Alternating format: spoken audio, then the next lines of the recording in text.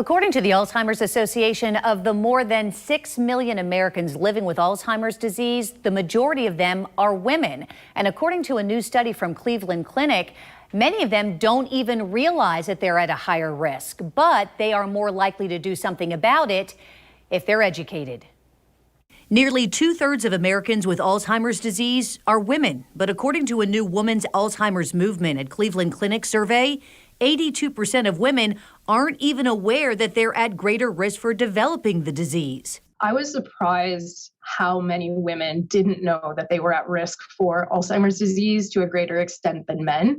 But at the same time, I'm not surprised that a lot of folks aren't kind of talking about that with their medical providers. Alzheimer's disease can severely affect a person's memory, thinking, learning, and organizing skills, and eventually affects their ability to carry out simple daily activities.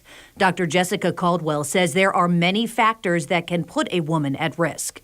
Some of those things might relate to genetics. Menopause might play a role for women, and men don't go through that extreme loss of hormones at midlife.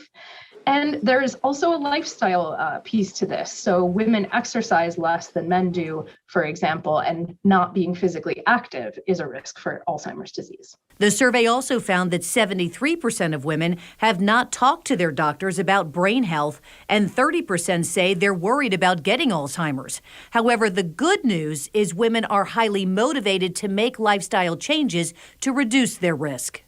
That is very consistent with what I see in my prevention clinics. So women really, when they know that there's a risk in their family for a very devastating disease like Alzheimer's, they are ready to work on whatever they can to avoid it or to hold it off until they're older. Women are really great in terms of making a commitment and sticking to it. And doctors say it is never too young for a woman to be proactive to prevent Alzheimer's disease, which is why if you have any concerns, you should talk to your family physician.